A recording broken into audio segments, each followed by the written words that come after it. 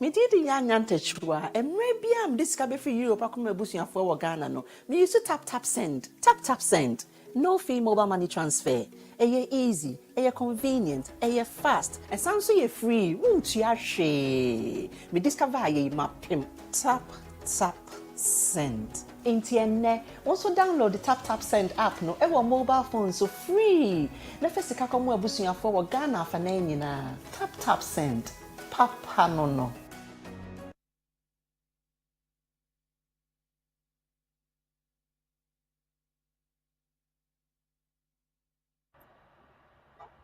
Good evening. Welcome to this evening's edition of the Ghanaian Community Awareness Forum.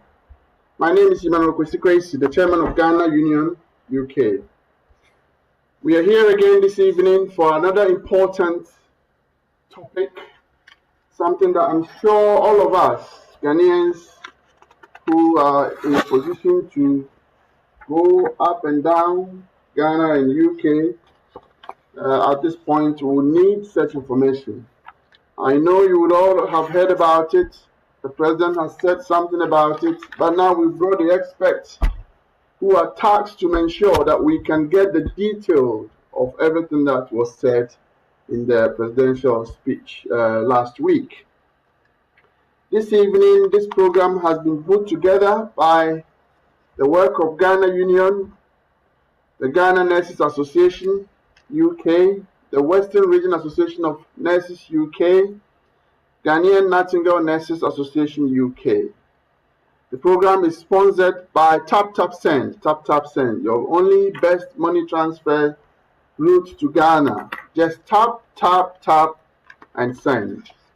We're also supported by Chango IT Consortium.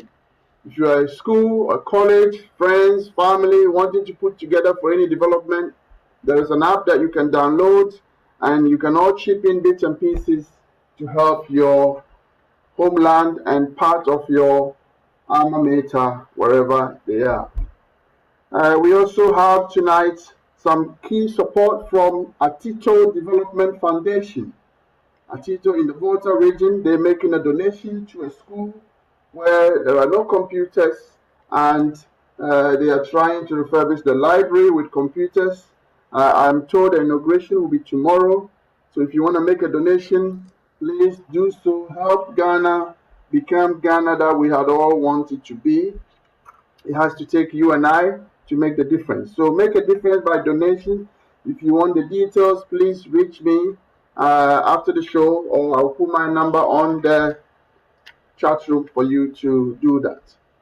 In the course of time, we'll be going through the speeches from our experts. We want to thank the support of High Commission for endorsing this program. It is a one-stop shop to bring you education, information, and awareness. It is not a political platform, and my audience tonight, may I kindly plead with you to refrain from any political statements, and let's focus on the questions and answers that matters to us most. At this point, as always, I'm going to set some few rules, house rules. We are going to be live for the next 2 hours, if not earlier. And in the course of that period, we are asking that you all remain muted until Q&A time. You will not have the right to share your screen. And where possible, in time when we come for Q&A, please do show your face where possible. And one question at a time, please, so that others too can have a turn. At this point, I'm going to introduce our key guest speakers for tonight, who, for the love of Ghana and motherland and our people in the diaspora, have devoted so much time to leave schedules and join us this evening.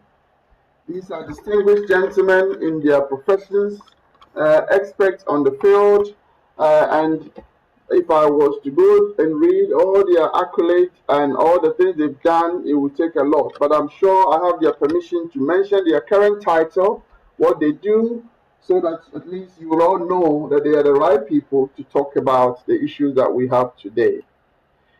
The topic today is about COVID-19 and travel, the new measures at Kotoka Airport, and the requirement for travel from here to Ghana. And I think it may also include returning to UK where if there are any rules apply and that they are aware of. We have tonight a special guest of honor to speak to us from the Office of the President. He is the Presidential Advisor on Public Health. I have a singular honor on behalf of my team to introduce to you Dr. Anthony Isia Asare. Dr. Anthony Isia Asare, Doc. If we can have Doc on the screen so our audience can familiarize themselves with him. Is a second time coming to talk about this topic. And Doc, we are extremely grateful that every time we have called you, you've made time for us. The Ghanaian community in the UK, diaspora, and beyond are grateful for your time, Doc. Welcome. We also have with us Mr. Charles Ajiman Atefua. Mr. Charles Ajiman Atefua is the Minister Counselor for Consular and Education at the Ghana High Commission in the UK. He has many experience in the consular work and education in the field of, foreign work with the Ghana government. But for today, he's here to educate us on what are the things that you need if you are to leave UK to Ghana as a foreigner. What are the new requirements? Any update that he can give us. So we have these two special guests distinguished in their field who will take us through a few points, a few presentations individually, and then we will come back to Q&A. When it's Q&A time, please raise your hand using the Zoom icon, and you can also put a chat and we'll get to you. Those watching me on live from Zoom, Facebook, YouTube, and Omega Live, please feel free to put your messages there and we will get it read as well and get it answered. Thank you, audience, and thank you, my distinguished panelists, for joining us. At this point, I will give way for Dr. Anthony Isia Asare to give us an opening presentation, and that will focus on what do you need to go to Ghana from here, from anywhere around the world other than being in Ghana. What do you need? What is the new way we can arrive and go home and relax without all that we've been used to in the past 2 years? So please take over. Kindly, yes, thank you. Thank you very much, Mr. Kwesi, and thank you for inviting me to this August conference. I'll quickly go through what we've been doing in Ghana over the past 2 years when we first had our two first patients on the 12th of March. As you are aware, we put in a response through a very decisive, able, good leadership under His Excellency the President.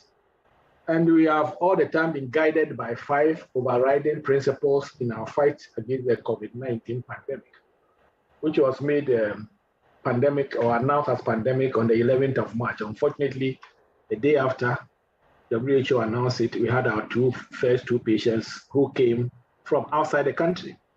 We've been using as a first riding principle respect for Constitution. So if you are aware, immediately we declared that there's a pandemic in Ghana or in the world. We activated our public health systems, both from the national, regional, and the district level under the leadership, the national level of His Excellency the President through a national COVID-19 task force. The coordinator was appointed, and it has been going on for the past 2 years.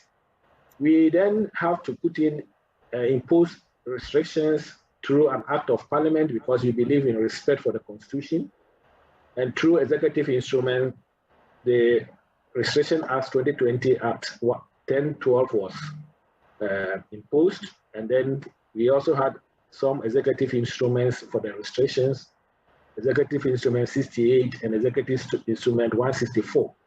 We then invoked the Public Health Act 851 of 2012, granting the powers for the Minister of Health in public health emergency situations. These legal instruments provided a legal basis for all the restrictions on movement, mandatory wearing of masks, among other things, and also the closure of the airport and our land and sea borders. The next overriding principle we used was an all-government approach. We had, as I said, a national task force with all the ministries and agencies were involved in the response across all levels of governance. At the national level, His Excellency the President chaired the National COVID-19 Task Force.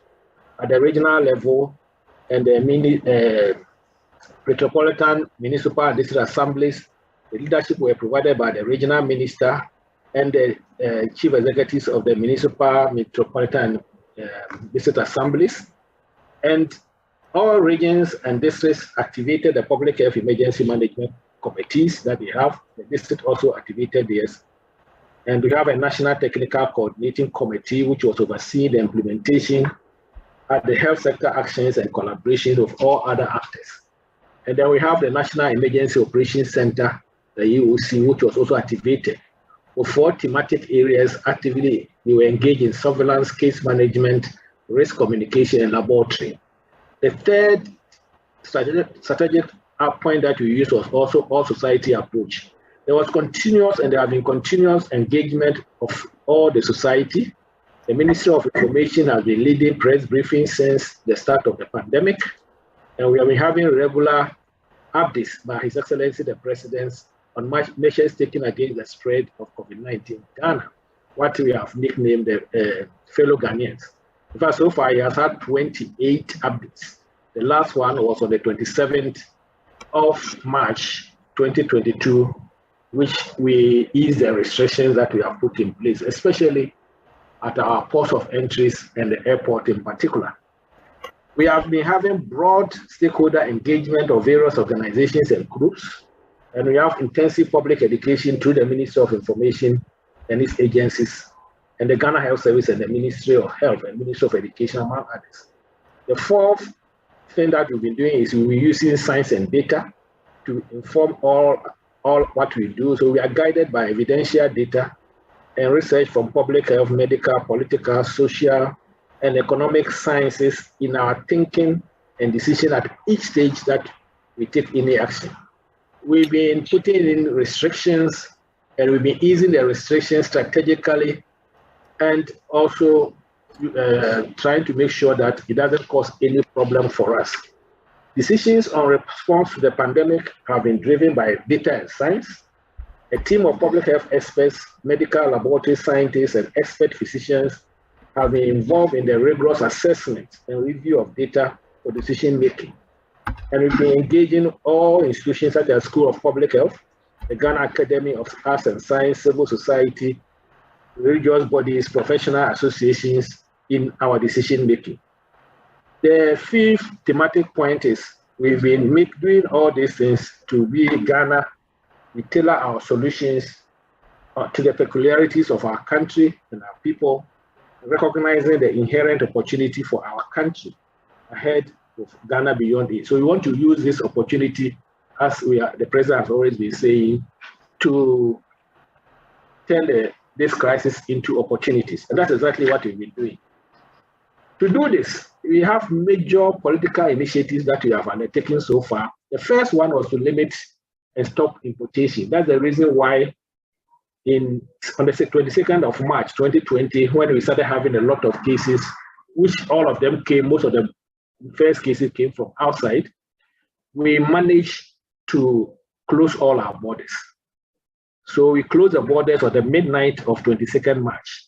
And you all remember, those who were caught in coming to the country, especially by air, were all quarantined on arrival. They were about, I think, 1,500 or so passengers at the cost of government. And we retested them. About 10% of them tested positive. We isolated them for 2 weeks, managed them, those who are sick, and released them. And Kotoka International Airport, we started then thinking about how we can open the economy to the society and to people who are coming in.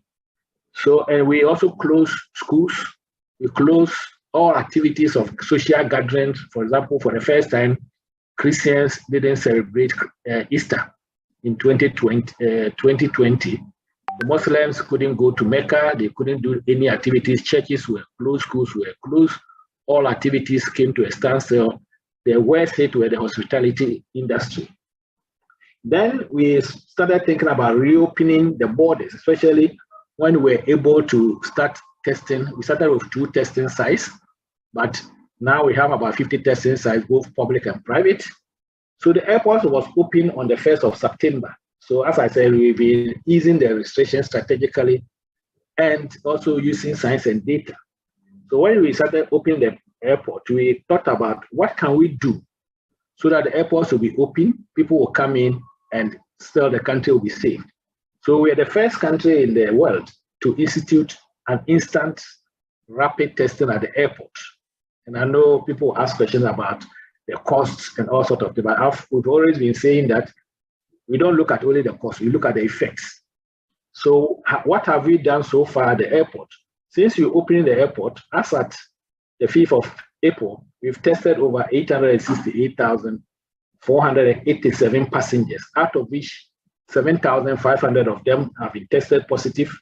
Initially, we're isolating, we're quarantining everybody who comes for about 2 weeks. Later on, when we were able to know what the disease is, we allow people to go home.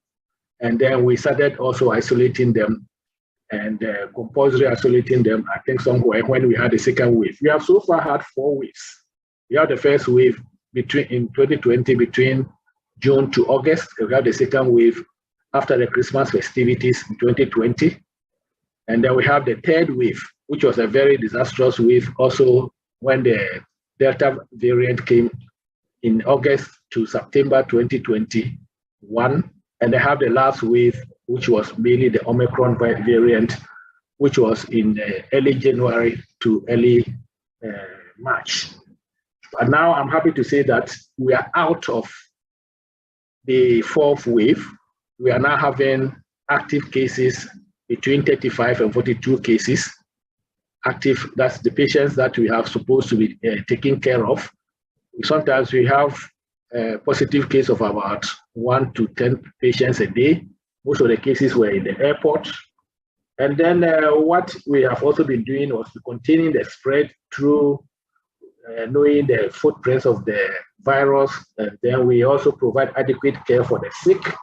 I'm happy to say that we provided PPE, some of them which were locally made, and then also sanitizers which were locally made, thinking about Ghana Beyond Aid. All this was to slow down the community spread over the period, which we have done very well, and to limit the impact of the virus on social and economic life. If you remember, we locked down the country partially, Accra and Kaswa, Greater Accra Metropolis and the Kaswa, and also Kumasi and the contiguous municipalities and districts for 3 weeks. And during that time, government provided reliefs, may not be sufficient, but government did that. Government provided relief to the frontline health workers by giving them allowances and also waiving their taxes for about 9 months. Free water and also free electricity for frontline people who are using very small amount of electricity were given for about a year, and the 50% discount in electricity bills were all provided. And the government set up a stimulus package for companies, for which we call the Coronavirus Alleviating Program, about AMPA and the rest. And we've been doing this thing to make sure that the impact, even though has hit Ghana very well, will not be out of what people have seen. I'm happy to say that during this period, no public or civil servant was relieved of his position. We rather even employed more health professionals for the first time in 2020 and 2021. Over 82,000 people were added to the workforce so that they can take care of the patients. And we were inspired to expand the domestic capability and deepen self-reliance of our people. The last thing we did was to add vaccination deployment, which started last year, March last year, when we started having our vaccines. As at the 6th of April, we so far received or brought into the country about 30,378,000, about 30.4 million doses of vaccine. made up of AstraZeneca, Johnson & Johnson, Pfizer, Moderna, Sputnik V, and have been able to vaccinate over 13.6 million doses of vaccines. As at 6th of April 2022, we have a target that we want to achieve. We want to achieve a target of 20 million of our population by, first it was by the end of the year, but we have now moved it to June, the end of June this year. But as we speak now, about 46% of the population, of the target population, has been given at least one dose, and about 27% of them have totally been vaccinated. So far, that is how we have gone with COVID-19.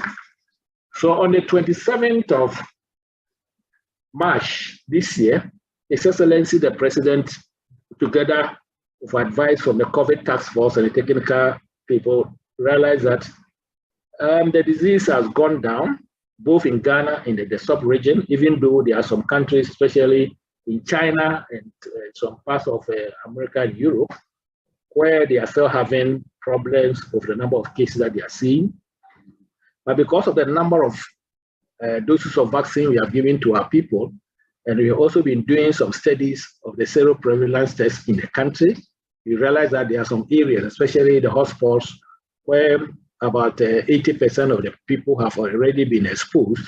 So at least even a dose or two doses or the plus a booster dose of the vaccine to at the hotspots, it has brought the disease down, especially in the two main hotspots in Ghana, that is Greater Accra Metropolis and Greater Kumasi Metropolis.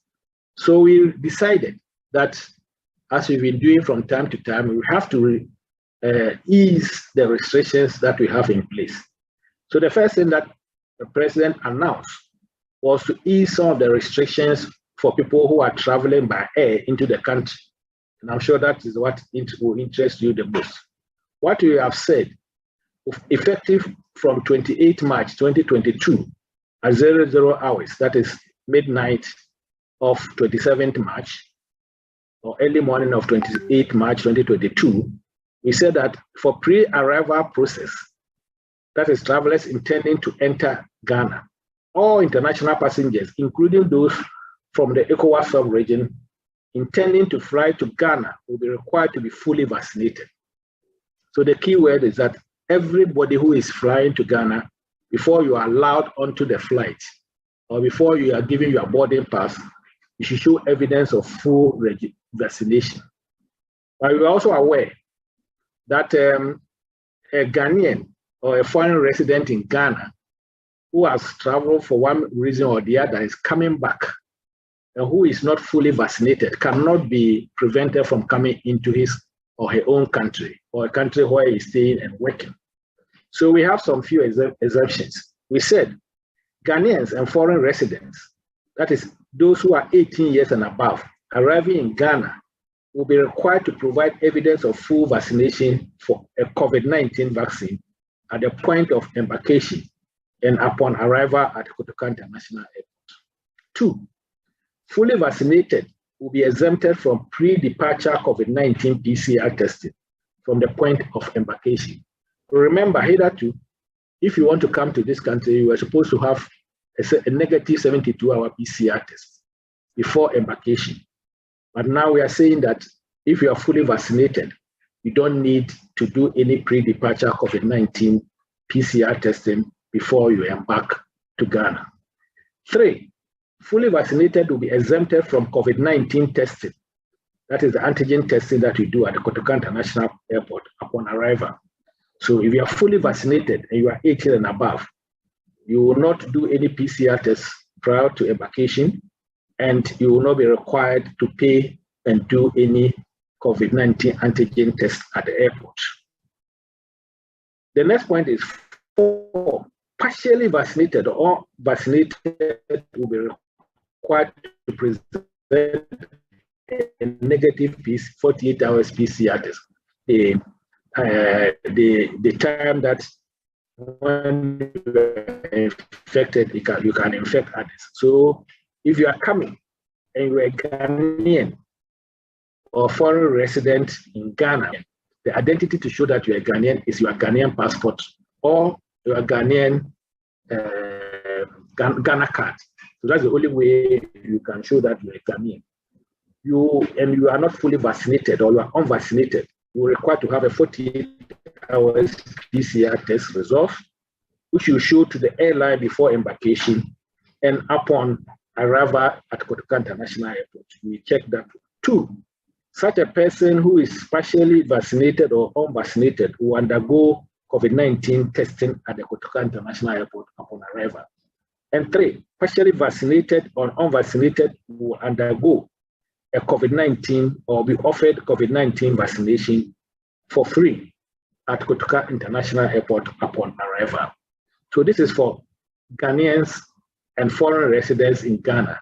Foreign residents in Ghana are people who have resident permit in Ghana. For non-Ghanaians, at the point of embarkation, must provide evidence of full status to the airline prior to embarkation. So if you are non-Ghanaian, if you are not fully vaccinated, you will not get a chance to embark to Ghana. Airlines that board non-Ghanaians without evidence of full vaccination will be considered to have violated the COVID-19 guidelines for the country, and that airline shall be fined 3,500 per passenger. I'll repeat, at the point of embarkation, all airlines the passengers must provide evidence of full vaccination status to the airline prior to embarkation.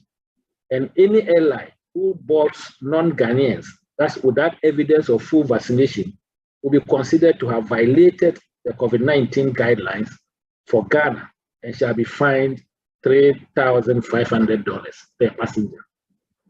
2, traveling to Kotoka International Airport with fake or forged vaccination certificates shall be quarantined, and such a person will be returned to the point of embarkation at his or her own cost. So if you are not vaccinated or you are holding a fake vaccination card and you enter the country as a foreigner, the immigration would send you back at your own cost after quarantining you until you get the next flight back home. And we said that all arriving passengers will undergo temperature screening, yellow feeder card verification, and COVID-19 vaccination certificate verification as required. For transit passengers transiting and transferring through Kotoka International Airport will be required to adhere to COVID-19 testing requirements at the destination countries. So if you are passing through Ghana to maybe Cote d'Ivoire or Nigeria, and if what Cote d'Ivoire requires a PCR test, so be it. But you should be fully vaccinated first, and testing depends on the country that you are going. Exemptions to these guidelines will be: 1, children who are under 18 years will not be tested at the airport upon arrival. So if you are coming with a child and the child is less than 18 years, either the child is vaccinated or not vaccinated, the child will not require any testing on arrival like you if you are also fully vaccinated. But children between the age of 10 years and less than 18 years who are unvaccinated are to submit a 48-hour negative PCR test prior to embarkation to Ghana. The reason being that these are children who are they move around a bit. So we want to make sure that they are not carrying any virus. And then children under 10 years are exempted from pre-departure COVID-19 PCR testing and COVID-19 testing at the airport. So if you are traveling with your family of children, if they are less than 10 years, you don't need to do any pre-departure COVID-19 test, the PCR test, and the child will not be tested at the airport. If anybody is coming who is between the age of 10 and 17 and have not been fully vaccinated, if it's a child, then that person requires 48-hour negative PCR test. D, airline crew are exempted from the pre-departure and arrival COVID-19 testing, but we know from 1st September when you open the borders, they normally do follow their own airline policy for testing and other things.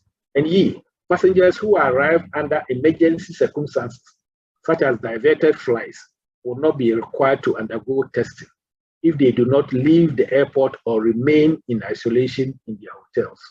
So sometimes we take passengers in bulk from the airport to their hotel, especially the footballers. So they don't require any testing at the airport, because we know for the footballers, FIFA rules also says that they have to be tested before they go to the field. If anybody is traveling with pets into the country is allowed in line with the guidelines of Veterinary Services Directorate of the Ministry of Food and Agriculture. So these are what we are expecting from anybody who is coming into Ghana from midnight of 28 March 2028. And if you are departing from Ghana, that's passengers exiting from Ghana, passengers departing Ghana were required to adhere to COVID-19 testing requirements for the country of destination. I know that if you are going to UK, they don't require any PCR test, so be it. If you are going to Europe, they require PCR tests, so we have to follow their rules and regulations. And if you are going to US, the same thing. And passengers also departing will undergo temperature screening at the airport at entrance and terminatory departures. The next thing I will deal with is, what do you mean by definition of fully vaccinated? A person is said to be fully vaccinated when he or she has taken the full dose of vaccines approved and registered by the Food and Drugs Authority. And I will tell you what the vaccines are. 1, the first dose of Johnson & Johnson and second dose of other approved vaccines should be at least 14 days prior to embarkation to be qualified as fully vaccinated. So if you are traveling to Ghana tomorrow, and then quickly, because you know you are not vaccinated, you go and vaccinate today, which is 8th, and you arrive in Ghana, you want to come to Ghana on the 9th. That is not full vaccination, even if it's Johnson & Johnson. If you have taken any other vaccines, which are 2, you should have fully been vaccinated, means that you have taken the 2 doses, and it should be 14 days after the last second dose. The list of COVID-19 vaccines approved for travelers into Ghana are 1. These are vaccines which have emergency use authorization by the Ghana Food and Drugs Authority or are on the WHO listing. 1 is Sputnik V, which is Gam-COVID-Vac, made by Gamaleya National Center of Epidemiology and Microbiology in Russia. The second one is Covishield, that's Oxford AstraZeneca formulation, also manufactured by Serum Institute of India. The third one is COVID-19 vaccine Janssen AD26.CoV V2S, made by Janssen Pharmaceutical NV, Estamvec 101 in Leiden in the Netherlands.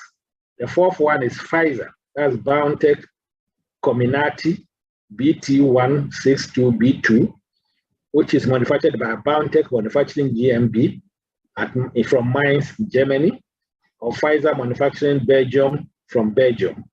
The third one is Moderna or Spikevax, mRNA 123, which is also manufactured in Spain. The sixth one is Vaxivera, which is previously COVID-19 vaccine AstraZeneca AZD1222, which is also manufactured from the Republic of Korea and also from Sweden. The seventh one is Covaxin, which is also manufactured by Bharat Biotech in India.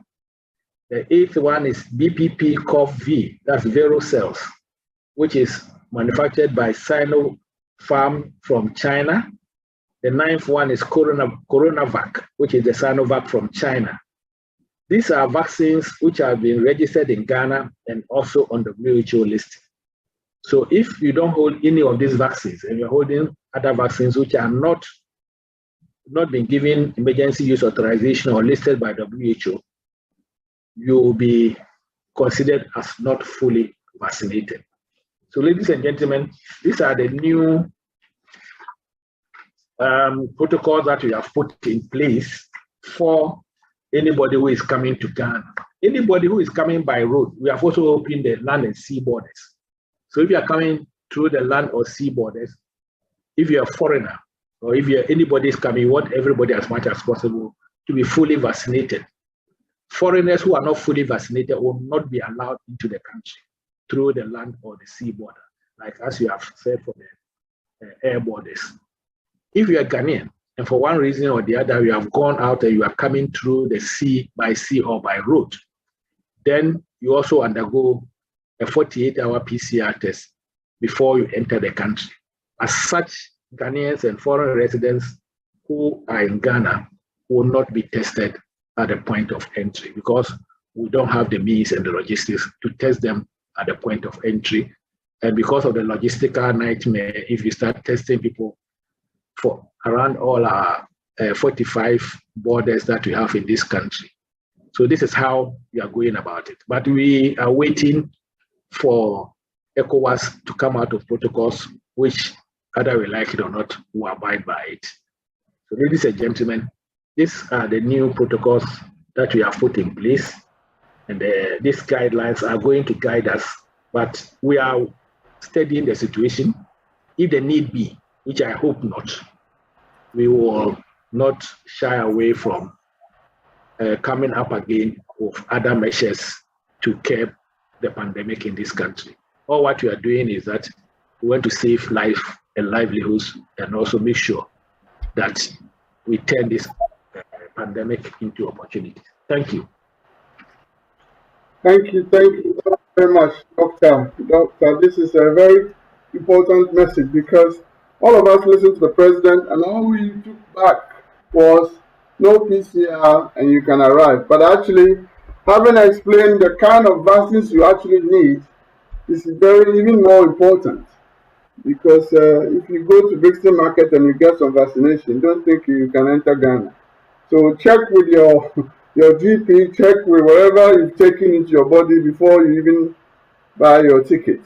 At this point, Doc, I will let you take a few minutes break while we await Q&A. But now I will introduce my second panelist, Mr. Charles Ajiman Atifwa from the Ghana High Commission, UK.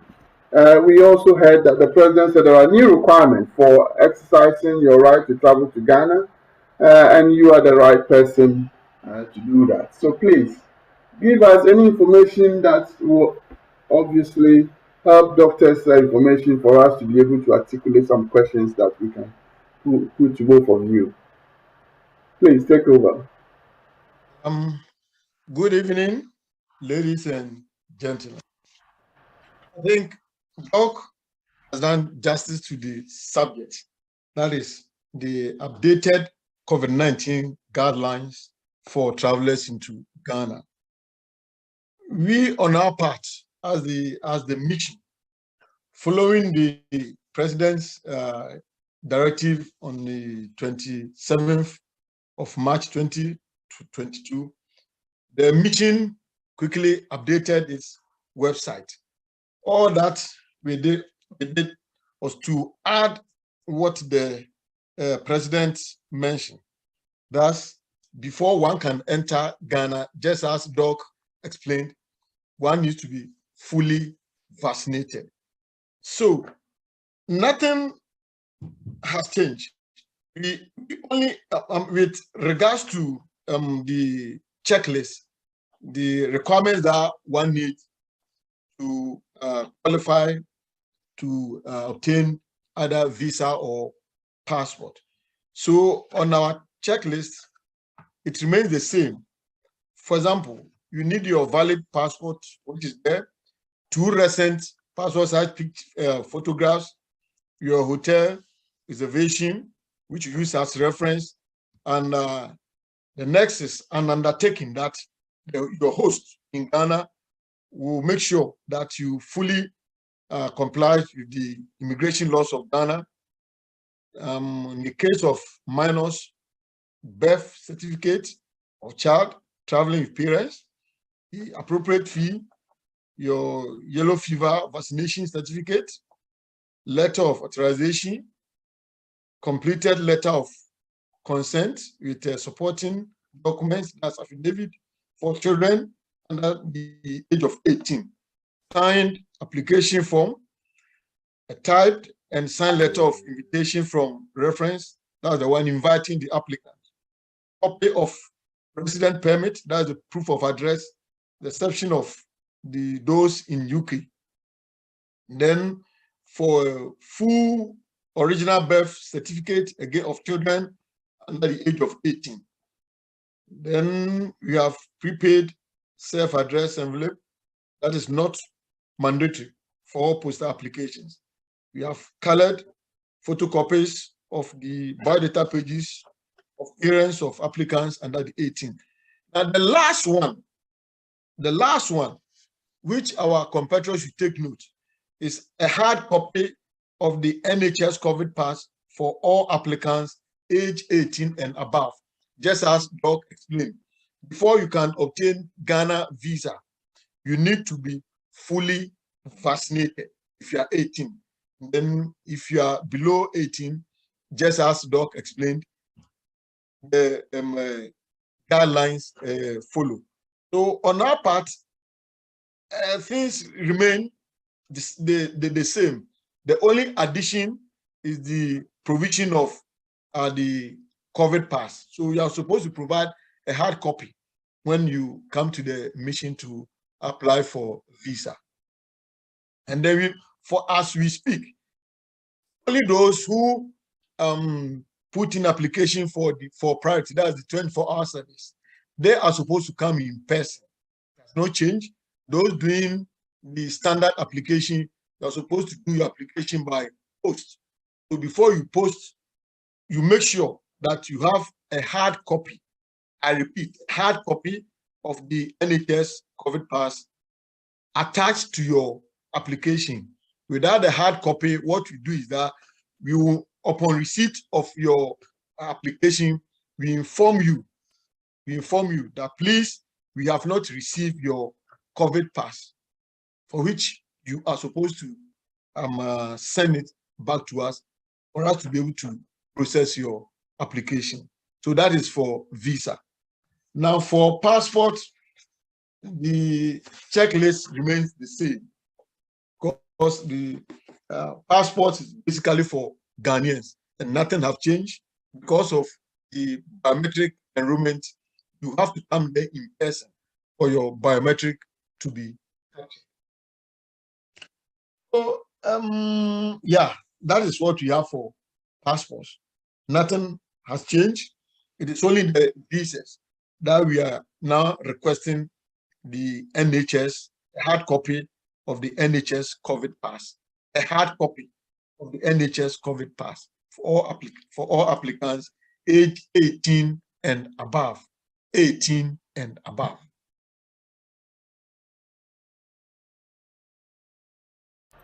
Okay, Mr. Tefa, thank you so much. It is important that we have you on this to make it clear, visa requirements, especially for not so much about Ghanaians actually, but actually foreigners who want to go to Ghana as well. So they are aware of the requirement.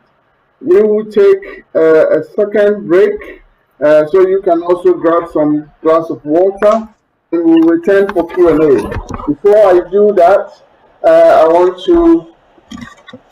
to praise the work of Untitled Development Foundation. Untitled Development Foundation, they are raising funds to refurbish a school, to refurbish their library with computers. If you have any means to support Untitled, we will try and play their jingle at a later stage, but the details are there, and if you need to contact them, I'll share my details with you.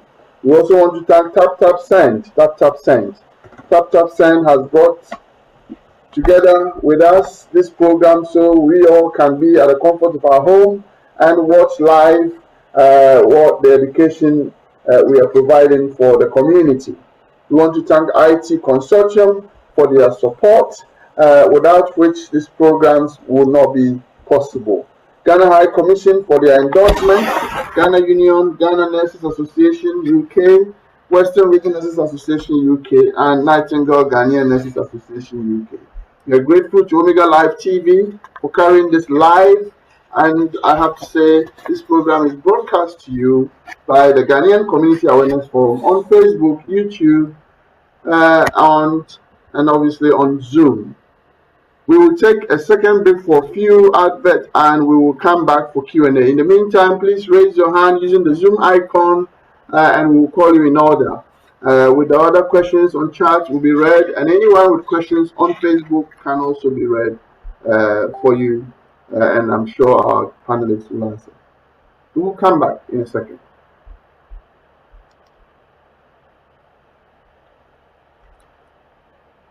Tap, tap, and send.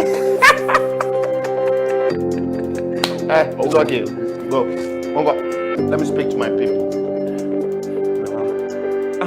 Now, let me speak to you. I know the stress people go through when they want to send money from abroad to their family members and loved ones in Ghana and in Africa. See, if you are in the USA, if you are in London, UK, Canada, Europe, any part of the world, see, Tap Send has made it very easy. All you have to do is to tap and send. Within a twinkle of an eye, your money will be sent with no stress. It's very fast, convenient, and easy to access everywhere. What are you waiting for? Just tap, and send.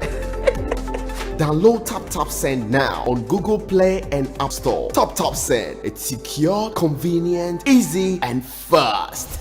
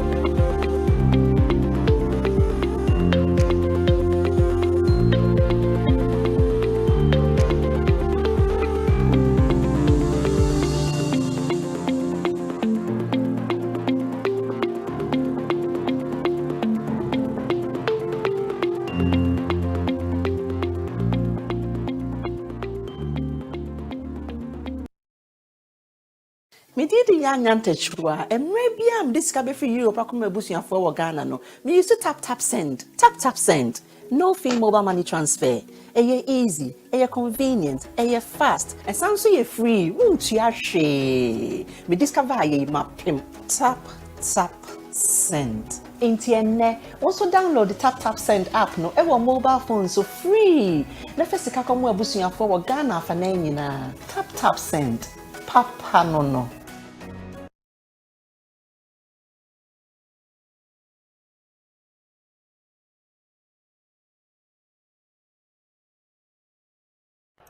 Welcome back, audience. Welcome back. Thank you for joining us this evening for the Ghanaian Community Awareness Forum. We are now on Q&A, where your questions will be answered, your chat questions will be answered, and anyone who raises their hands will be called. I will now call on my expert panelists to be on screen so that they can, go through your questions, please. I will call on Noble Amwati, please. Noble, if you can unmute yourself, and Dr. Antonia Insia, please, if you are able to unmute yourself so you can. I'm not sure what the question will be, but Noble, yes, you got a 10. Thank you for a very good presentation, Dr. Sari and Mr. Atafu.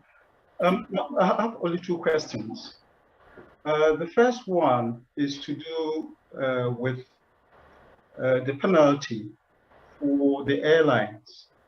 Dr. Asari did mention 3,500. Is it dollars or is it cedis? The second question is for those who are partially vaccinated. In other words, those who are not fully vaccinated for whatever reason. And they are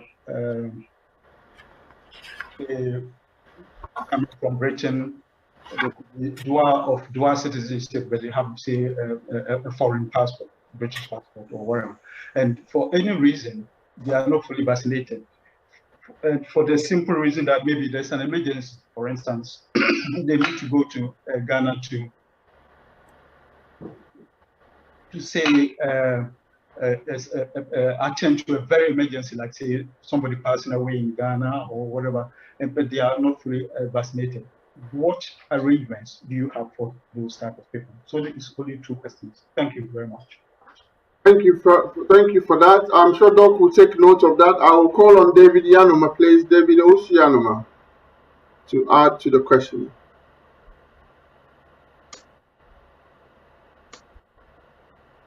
Thank you very much, Chairman, and thank you, Dr. Insiasari and Mr. Atefua. I asked this question on behalf of a number of friends. I am fully vaccinated, but I know a number of people who are not. And they are not vaccinated for a number of valid reasons. I know a gentleman who was vaccinated and suffered a very severe reaction to the vaccination, and he actually lost his life.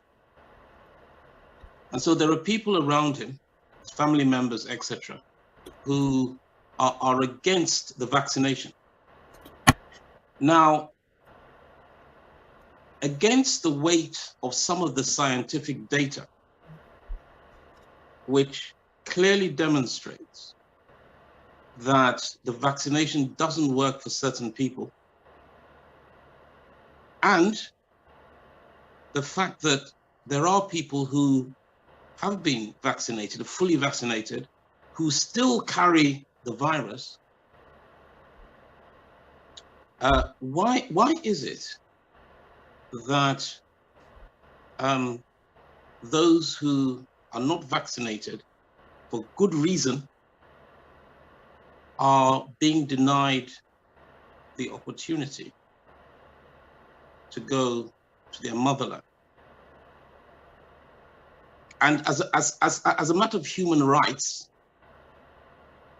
from a legal standpoint, why are people being expected to have something injected into their systems when we don't know precisely what these vaccines contain?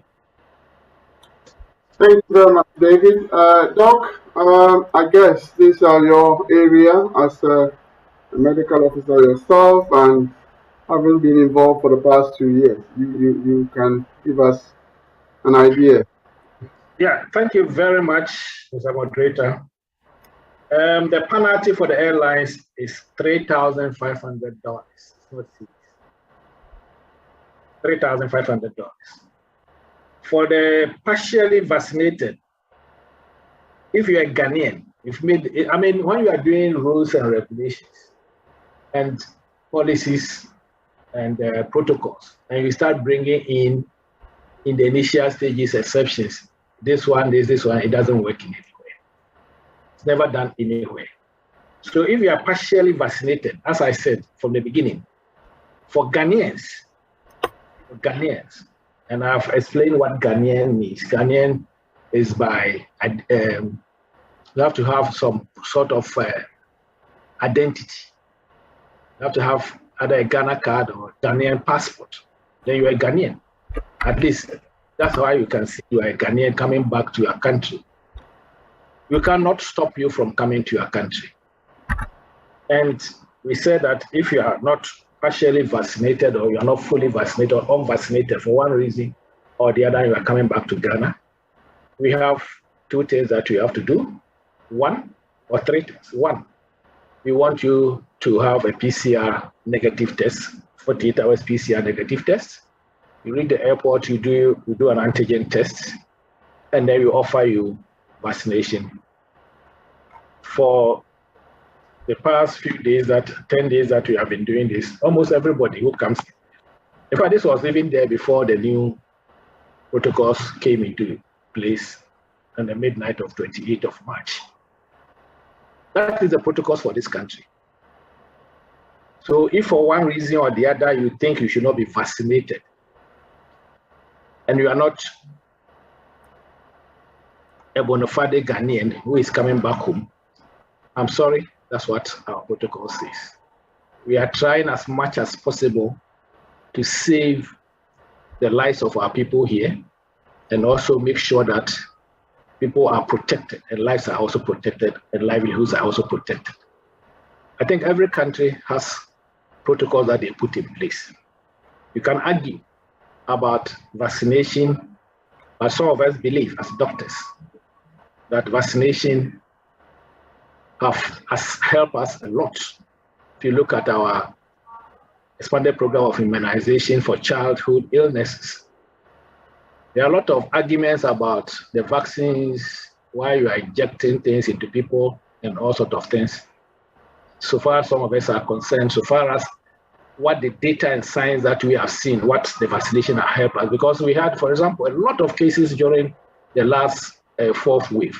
We have more cases than we had even before, about double the numbers of cases. But because a lot of people have been vaccinated, especially at the hotspots in Accra, Greater Accra, and Greater Kumasi metropolis, that's where the problem is. You know, this virus moves with people. We're able to contain it, and the fourth wave didn't last for long. The number of fatalities in the fourth wave was low. For example, in the month of March, we can count only 3 deaths which are associated with COVID-19, validated COVID-19 deaths. We don't have so many intensive care beds than other countries are having, which are they are also having problems. So unfortunately, this is our rules. So if you want to come into this country, or what you are saying, if you're a foreigner means you're holding a foreign passport and you are not vaccinated, the airline will not allow you to come. That's the reason why I think all the missions, Ghana missions abroad, have added vaccination, as I think Mr. Atifa said it, as one of the preconditions for getting a visa before you come to this country. So, unfortunately, David, I think that is the regulations that we have in this country. This is a protocol we have put in place. You can argue about the science behind it, but the science for vaccination, so far as some of us are concerned, outweighs, from what I know, it outweighs the complications and all this you are talking about. If somebody, for one reason, their family member maybe had a problem after vaccination, doesn't mean that we are all the same. That is so the person will not take the vaccines. So if you want to come to the country on emergency basis, or if you want to move here as quickly as possible, I think you have all the means where you are, especially more than us, to be vaccinated, and we are encouraging that people take the vaccines. Thank you. Thank you, Doc. Thank you. 2 questions I've received privately on chat. What about if the person is in possession of exemption certificate for vaccination? That is number 1. How do you deal with those who have medically been exempted from taking vaccination? How do they go through the airport? You have to contact Ghana Health Service for a waiver. We used to even do it before this new protocol came into place. Okay. So if you want to come to Ghana and you are exempted, for example, you just had COVID-19 and you've been discharged and you haven't been able to take a booster dose or anything of the sort, you tell Ghana Health Service with a doctor's signed doctor's certificate, not by word of mouth. Then we can give you a waiver which you can use to come through the point of embarkation to this country. So we've been doing that one, but it's done on case-to-case basis. It's not something that we say that anybody at all can come in. So a lot of people will tell you, I'm exempted. You tell them, bring a doctor's certification to Ghana Health Service, Port Health, and they will send a letter of exemption to you, a waiver letter. Thank you, Doc. Second one that I've taken note of, or the other ones I'll come back to.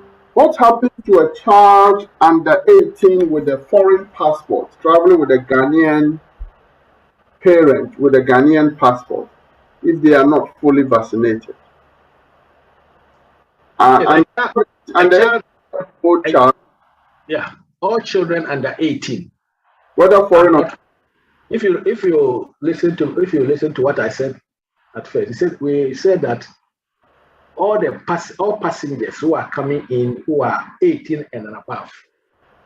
So if a child is under 18, he has a foreign passport, and the child is between just under 18 from 10 years to under 18, that child is supposed to have a 48-hour PCR test. Okay. That's the requirement to come into the country. If he's below 10 years, he can come with the parents without any PCR test. He will not be tested at the airport. Right. So below 10, no PCR, no test.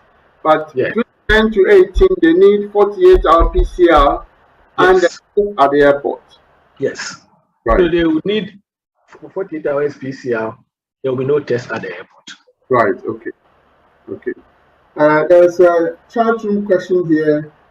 Yellow fever does not last a lifetime, but you still need a certificate for. My certificate was blah blah blah. Oh, okay, sorry, that doesn't really.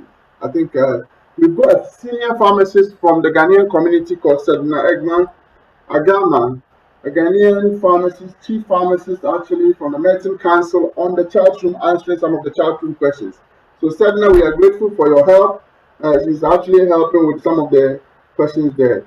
Now, Doc, there's one question I wanted to put to you.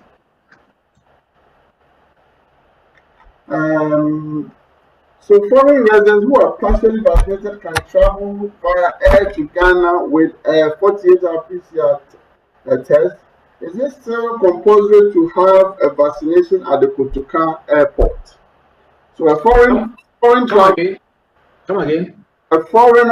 who has taken a 48-hour PCR test arriving, do they need to take a test at the airport still?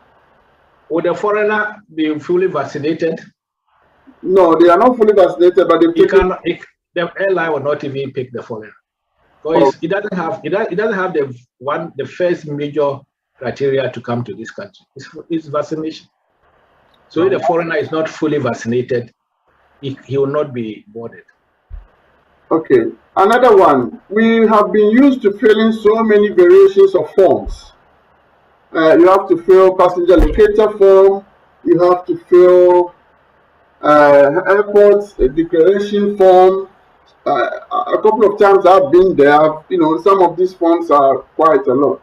Now with the exemption of PCR and with carrying a fully vaccinated certificate, do I have to fill in all these forms again as well, or how do you trace somebody who is fully vaccinated, will not be tested at the airport, and will just walk through to their house? How do you trace if they are carrying something with them? I want to know whether we need a form or how do we trace them? Yes, there's what you call the Trusted Traveler Verification System and the PANA-BIOS, which the African Union and Ghana, for that matter, are part of it. So today we had a meeting. We are finishing all the necessary forms that we have to amend. So we are going to amend all those forms, and there will be one form for verification, where you put down your what vaccine you have taken. You can fill it online, and then click it to give you a barcode, and that's the barcode that the airlines will look at, and also when you come to Ghana, it will be verified. Right. So all these forms, the health declaration form and all these things will be compressed and then made as one form to be filled.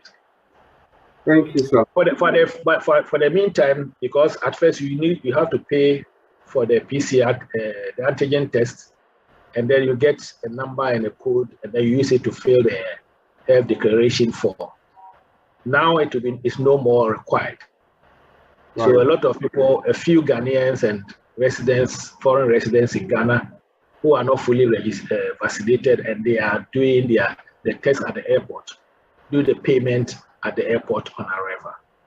Okay, thank you. But I think by next week we'll have all these forms in place. Where if you are if you're a foreigner, you will not be allowed even to go on if you don't have vaccination. Right. It means you cannot fill the form. If you are a Ghanaian who is not fully vaccinated, then it will tell you to the PCR test that you have done so that you upload it, and also maybe upload the payment for the antigen test at the airport like you used to do before. All right. Thank you. There is another question, Mr. Tefa. Those who were issued visas prior to 27th of March, what happens to them if they have, obviously they wouldn't have submitted a fully vaccinated certificate for you to issue those visas? How do you, Yeah. what is the process? Mr. Kwesi, as you rightly said, the visas were issued before the directive. Means they had their visas before the directive. But the guidelines, if you are not fully vaccinated, even the airline will not allow you. So if you had the visa before then, and you are now going to travel with your visa, you have to make sure that you follow the protocols. I mean, the revised or the updated guidelines. Right. Okay. Thank you. Doc, another question before I go back and call those whose hands are up. If, for instance, you refuse the vaccination that is being offered, the word is offered, you are not being, I don't think anybody is forcing anybody. What happens if somebody arrives partly or not vaccinated through an error and end up in Ghana and they don't want to take the vaccine? Do you quarantine them by force if they don't want to? What happens to those people? It means the person is a Ghanaian or a foreign resident in Ghana. Yes. Fortunately for us, almost about 98% of them agreed to the vaccination. One or two of them had maybe a problem for maybe or the person is sick or something or so. We advise the person to go home, to go and isolate him or herself for the next 7 days, and then come back. Normally, what happens is that the Ghana Health Service at the district level or the sub-district level will have the number where they are living and will follow them up for the 7 days. And after 7 days, they don't show any signs and symptoms. They are asked that they can now go into the community. The whole idea is to make sure that you come into the country, maybe you don't have any problem, you don't go and also expose yourself to people who may be infected. Because we believe, and it's scientifically proven, that if you are vaccinated, it doesn't mean you cannot catch the virus or get the virus. But we know from our literature, even from here and from outside, that those who are vaccinated, even if they have the virus, they don't become so ill to be hospitalized, go and fill our few intensive care beds that we have, and also infect maybe our health workers who are also looking after them.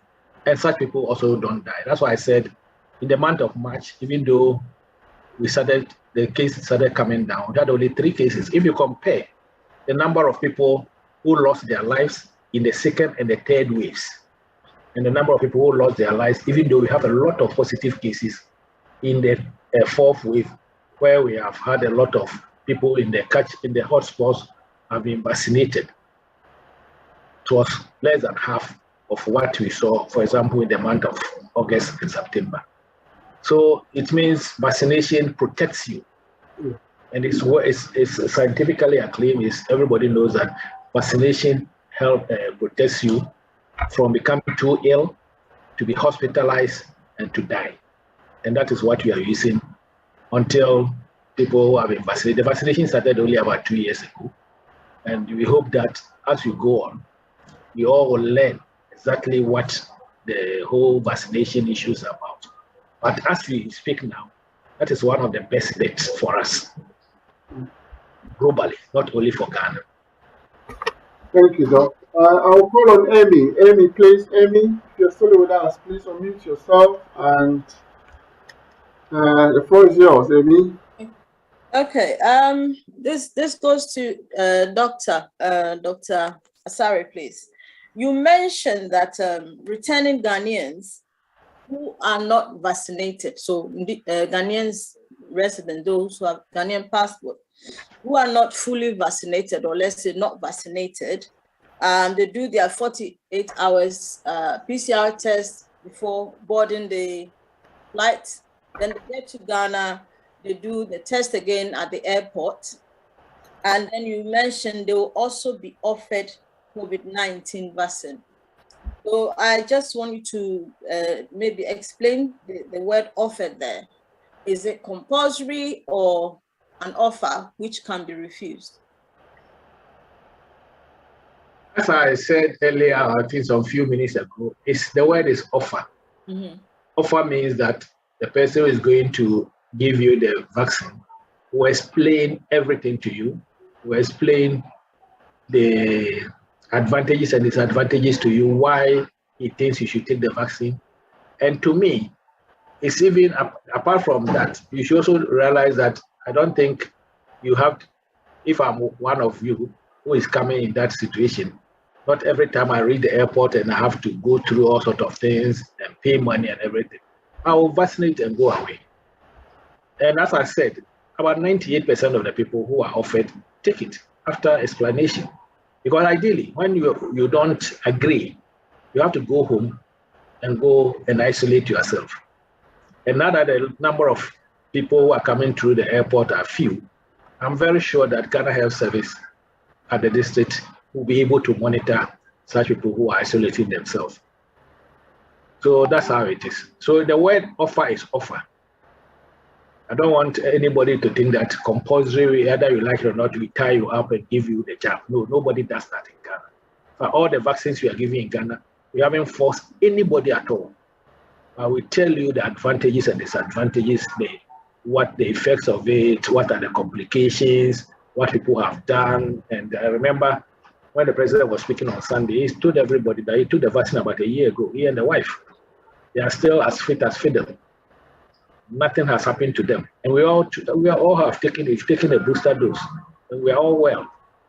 And I'm sure those of you who are in the diaspora even know more than what people here know, that there are people who have taken these vaccines and doing very well. So all these things will be explained to you. We take our time to take you through education, and most often a lot of people get vaccinated. But for somebody who is a foreigner, when the airline brings you in, you will search out the airline, because it means they are not following our guidelines. Because if UK, for that matter, say that you cannot enter Heathrow because of this and this and this, I cannot move from Ghana and say that I have come and I don't like what you want to give. We normally take such things from elsewhere, but when people reach Ghana, it becomes a problem as if we don't know what we are doing. We know exactly what we are doing, or what we are trying to do is to save lives and livelihood and make sure that we protect the people of this country. Okay, so Doc, thank you, sir. There's a question which you touched on earlier. What about those who refuse to take the offer when you test them, they are wherever the reason might be? What do you do to them? Somebody is still asking me. Yes, I think I've explained it about 3 times. Yes, I know. If you refuse, we will have other ways of making sure that we continuously be watching you to make sure that you don't get infected and we don't also infect anybody. Because you see, if such a person who refuses to be vaccinated, that's the question that people have been asking. If you refuse to be vaccinated and for one reason or the other you get COVID-19 and you are sick, now that the caseload has gone down, it means if you are put into the intensive care unit of Kolebu or UGMC or Rich, maybe you have about 7 beds there, we cannot put any other patients there. Somebody may need intensive care also, but because there's a COVID patient in that intensive care unit, it means that other person will not have the advantage of using the intensive care, even though maybe he has another illness which needs to be in intensive care. Is it fair to that person? No.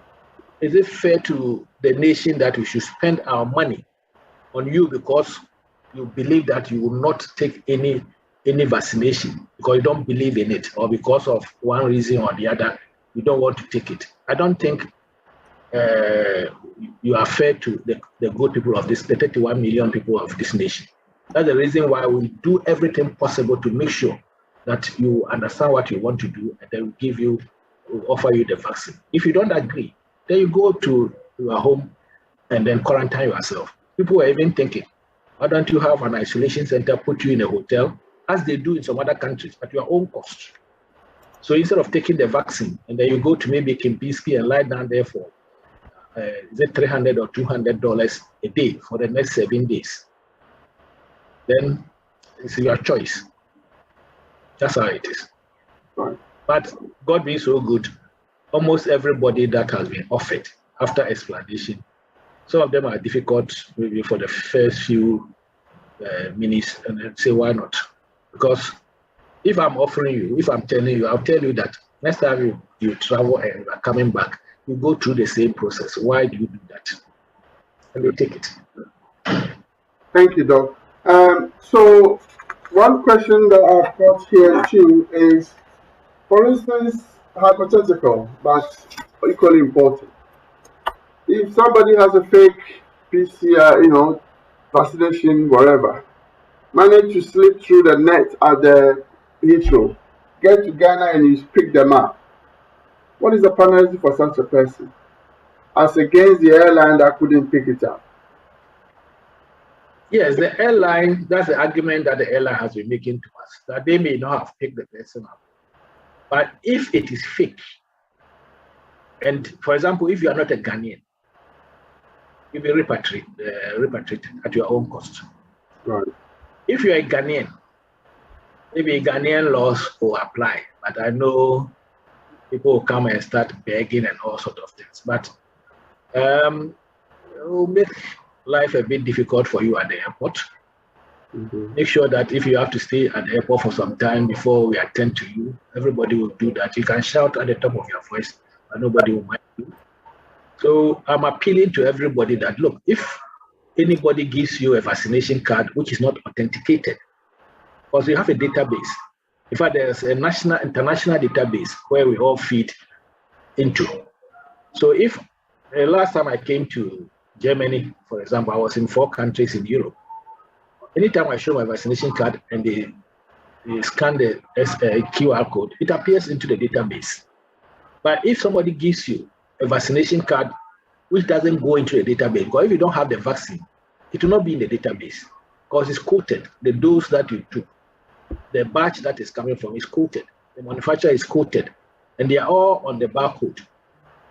So you take a very big risk if you want to do that. But if you're a foreigner, straight away, if you have violated, today, the patient was telling us that what health activities or activities at the airport are part of the laws of this country. So once a protocol comes out, they at immigration will make sure that it's part of the law that they are using.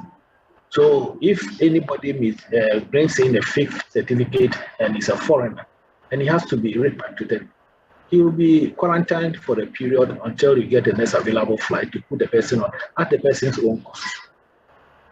So it's a very serious thing that you are doing, not that you read there and then you pass through the system. That's the reason why the Minister for Foreign Affairs have written to all the missions that anybody who is being given a visa, you should make sure that the person is fully vaccinated and holds authentic vaccination card which can be validated and verified.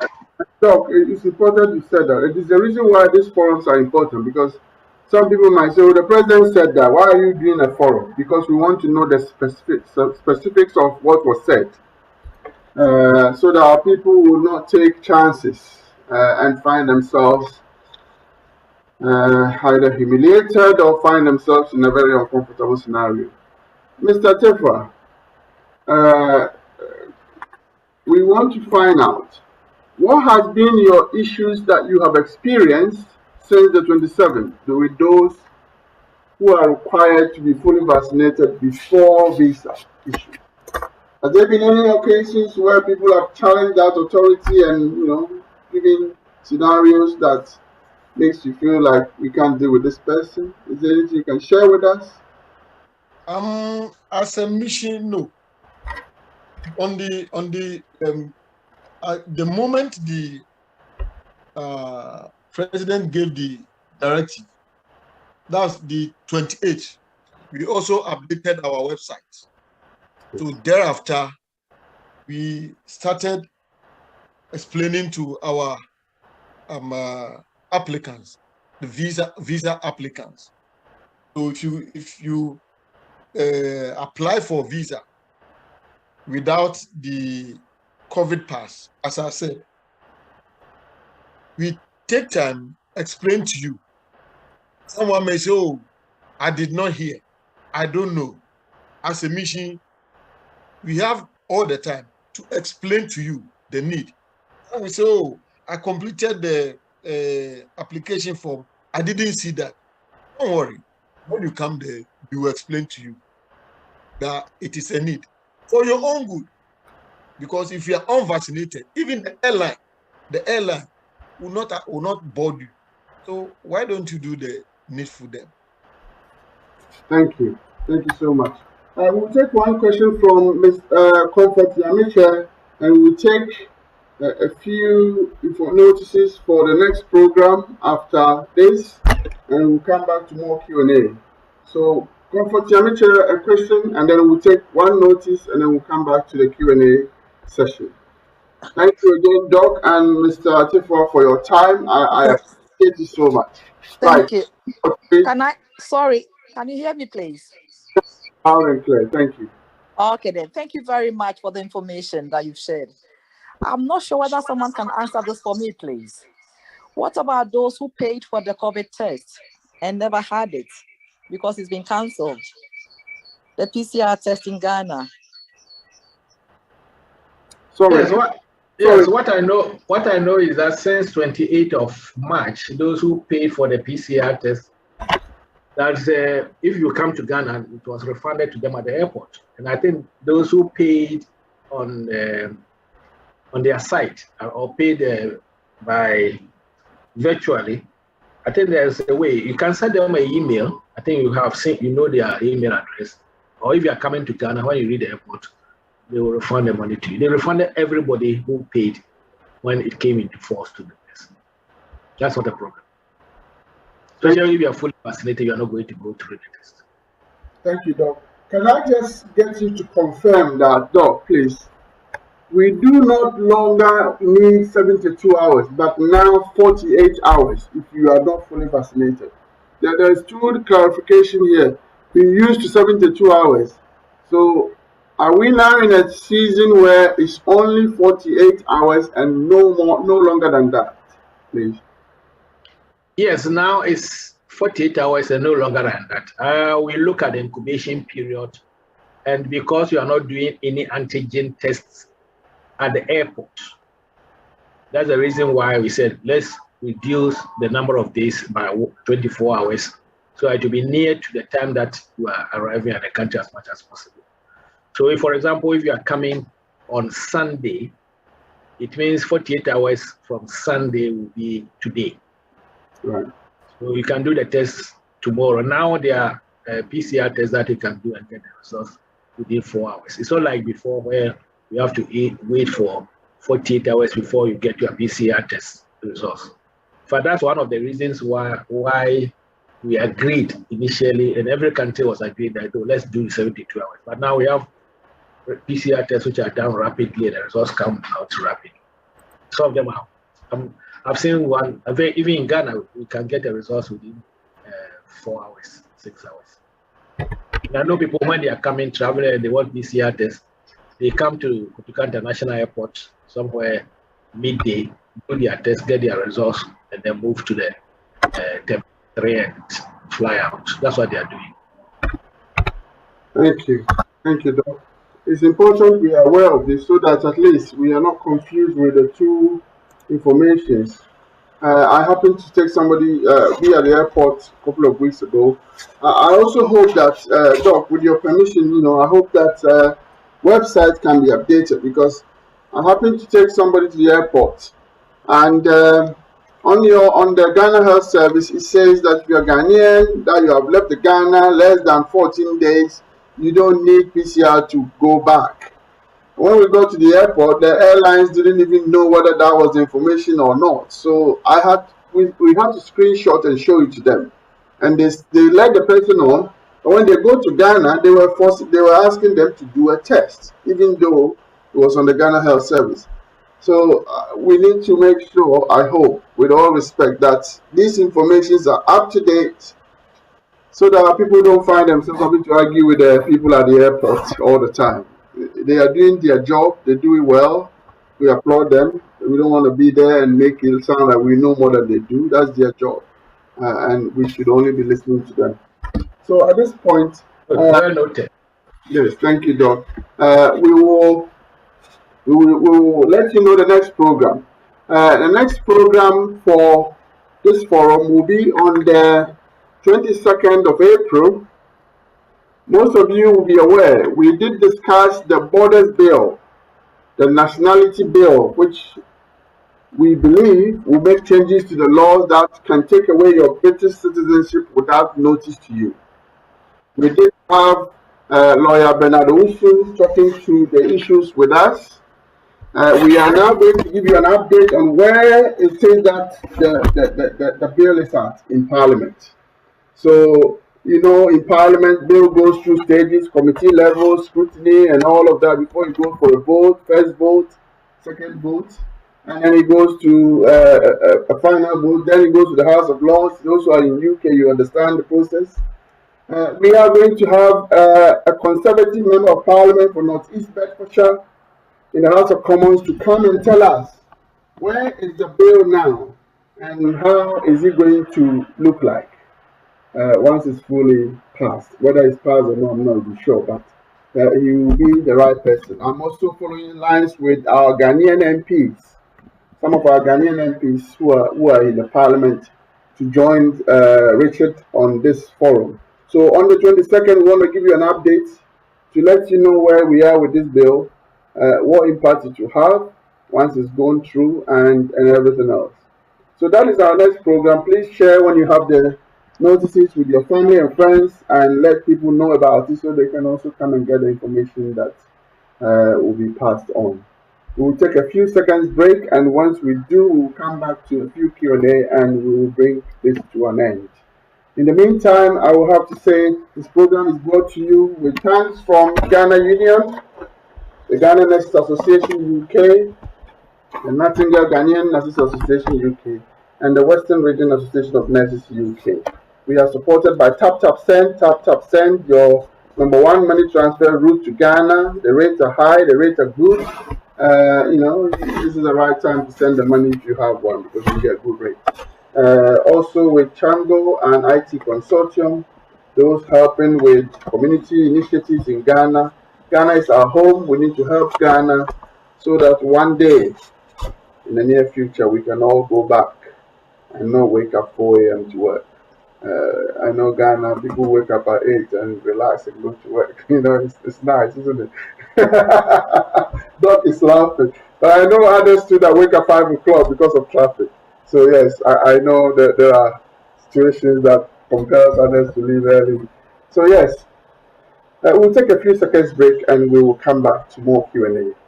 Thank you very much. Tap, and send. It's okay. Go. Let me speak to my people.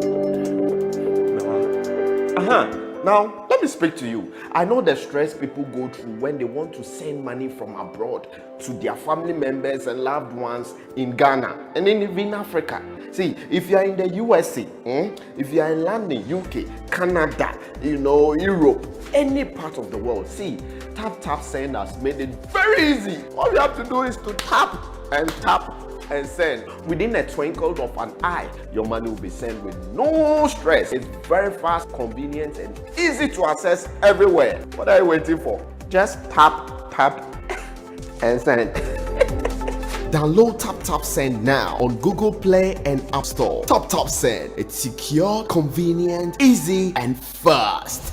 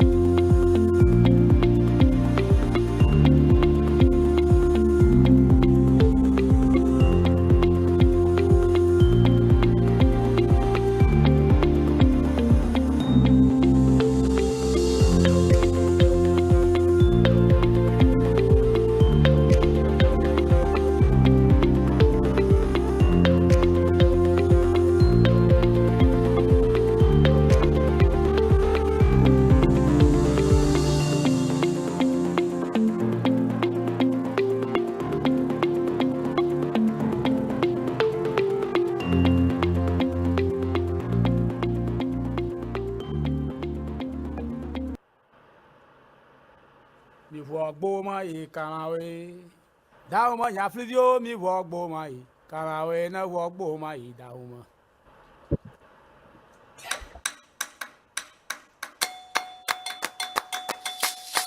Mi vogbo mai, dauma ya flidio na vogbo mai.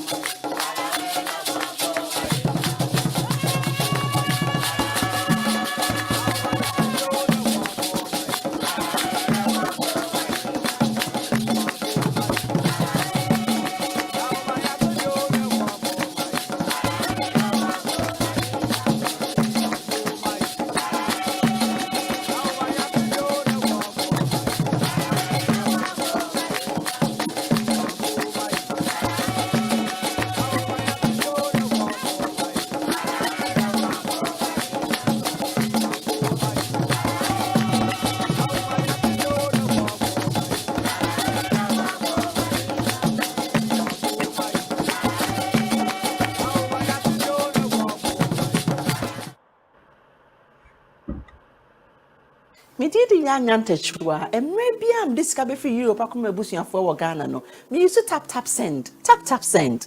No fee mobile money transfer. Easy, convenient, fast. And sounds so free. Won't you share? Me discover map him. Tap send. Intienne. Also download the tap send app. No, ever mobile phone so free. Never see come a bush and for Ghana for name. Tap send. Papa no.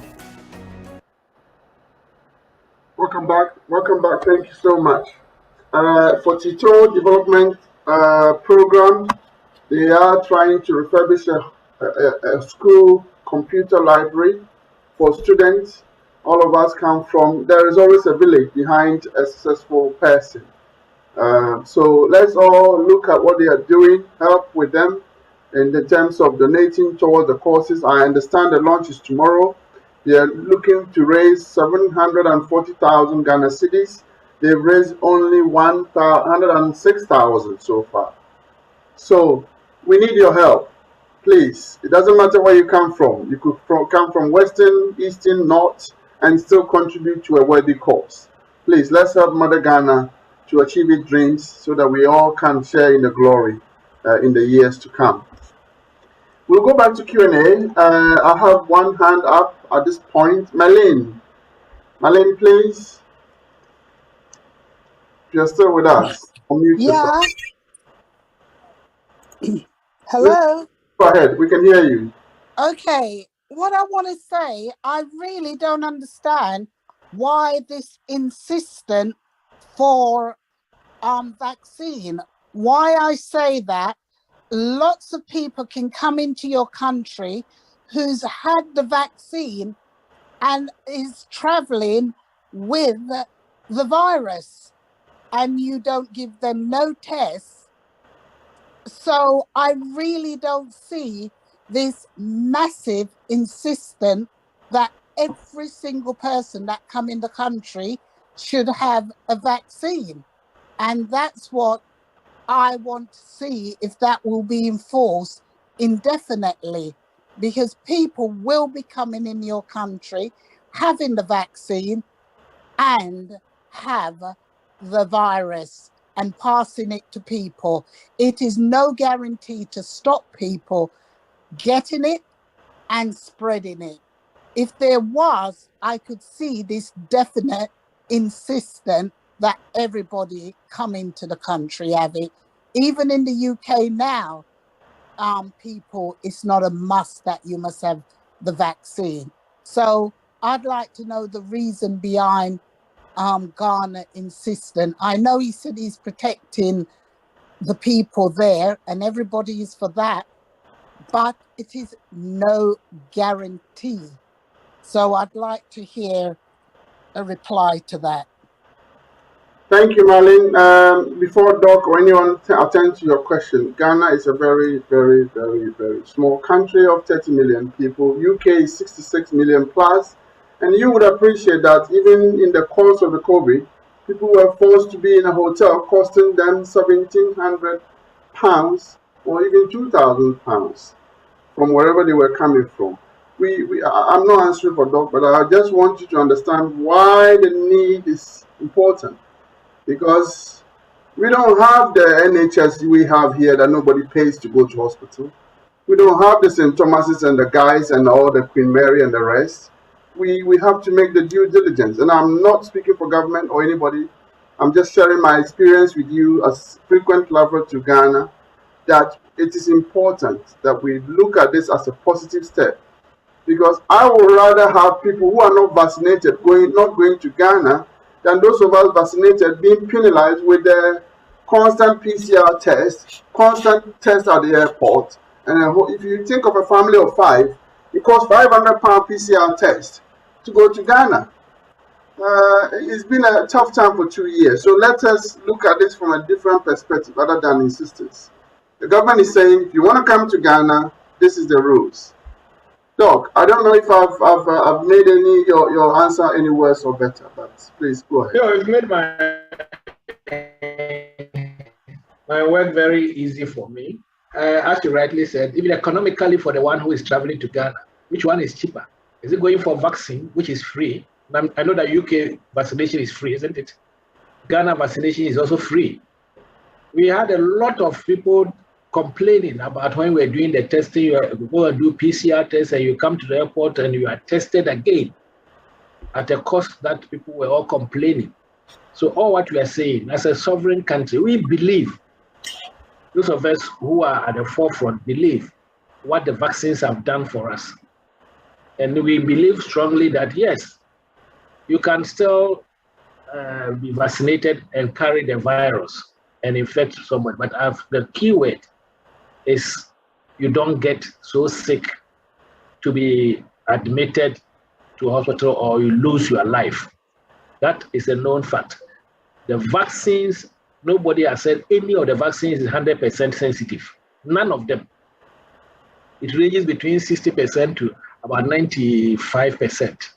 So there's a small percentage of people, because of their immunosuppressive activities or something else, because they don't have a strong immunity, may carry the virus and infect somebody. But what we are saying, and we are also trying as much as possible to deploy the vaccination to a lot of people as much as possible. So it's a kind of a motivation for every Ghanaian. That's why we say that we allow you as a Ghanaian or as a foreign resident in Ghana into the country, but we offer you the vaccination. So that because you are coming to stay in country, we want you to cover yourself.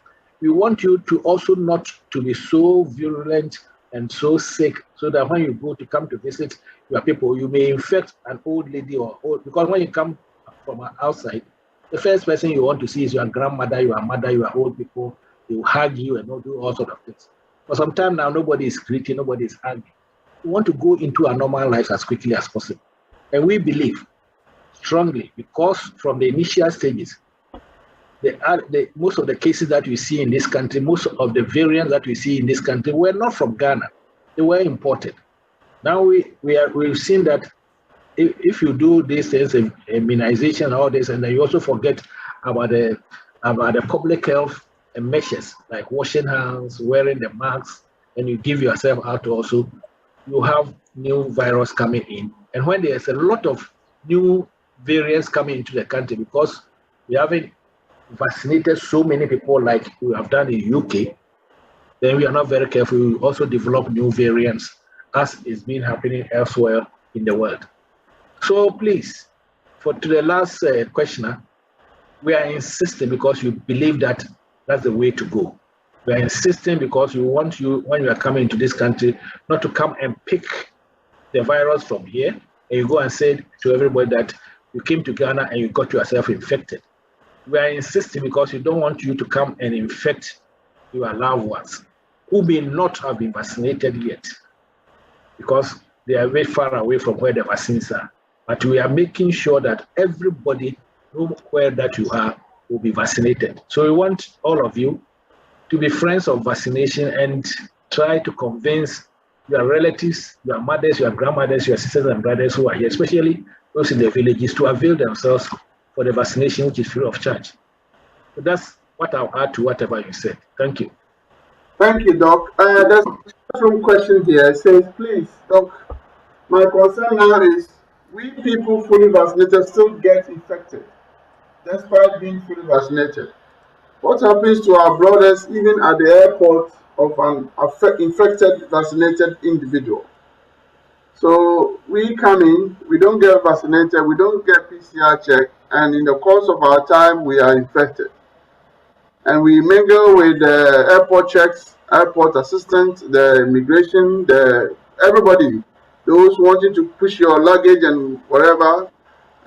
You are coming across drivers on your way to your hometown. What happened to all those people if we are carrying it? We are vaccinating all of them. Now we are making it that if you are at the airport, those workers who are at the airport should get themselves vaccinated. We've now eased a lot of restrictions, but the proviso is there as long as you are vaccinated.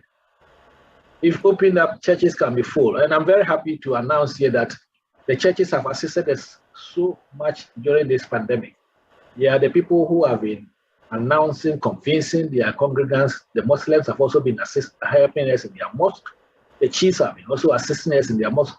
Because the COVID-19 is such a way that if you have one person going through COVID-19 illness and admitted or die, where you cannot even have the chance to mourn your dead as you want to do, then you'll sit and think twice.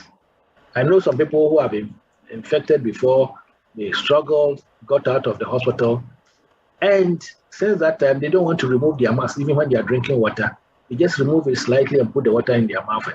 But those who haven't seen it before think it doesn't matter. But God being so good, I think we are one of the few countries in the world that have managed COVID-19 efficiently. We've been mentioned on several fora where Ghana is one of the three countries which have managed this COVID-19 very efficiently and effectively. We are not different from other countries in the sub-region, but even though we have had 4 waves, there are not such large numbers of people who became very sick. And somebody will say that because you are not testing a lot of people. But if you are not testing, it will show at our mortuaries. It will show in our hospitals. It will show in our cemeteries. But people are not dying as at first when everybody thought that in Africa we'll be dying like flies. So please, we want everybody to accept what we are doing. This is a sovereign country. This is our protocols. These are our guidelines that we want people to follow. Now, traveling is no more a leisure. It's not luxury to travel. There are a lot of restrictions. As I said, I was about a month ago in Europe. I went to 4 countries in Europe. I was there for 14 days. I tested myself 17 times. 17 times, 3 PCRs and 14 antigen tests. Some of them we did it ourselves because anywhere we want to go, we have to be tested. And some of them we paid for them. Very costly. So COVID-19 is not an easy thing. Globally, it has affected almost every economy. And as our government and the president said, we want to move into our socio-economic life as quickly as possible.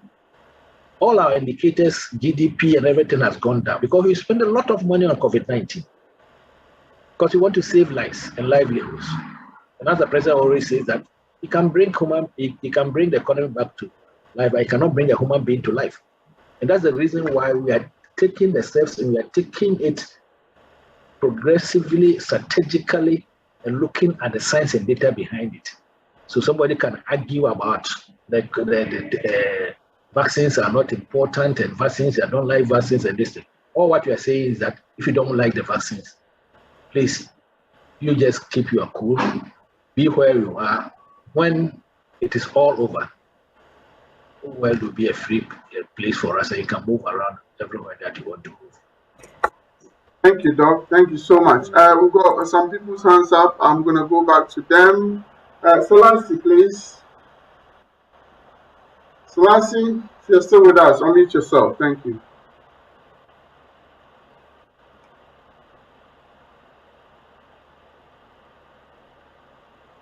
Selassie, are you still with us? If not, can we lower Selassie's hands down, please? We can hear you. Hello, sir. Oh, please. Can you, yeah. We can hear you. Yeah. Thank you, Doctor, for explanation, and thank you, Mr. Quayson.